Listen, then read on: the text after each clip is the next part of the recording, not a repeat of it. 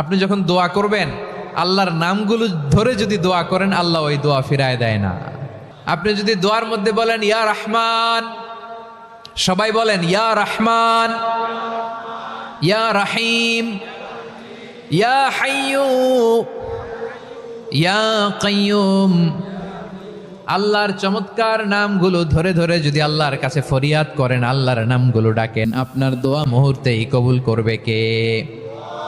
বিষ্ণু ঈসা ইসলাম এভাবে আল্লাহর নামগুলো ধরে ধরে জিকির করতেন।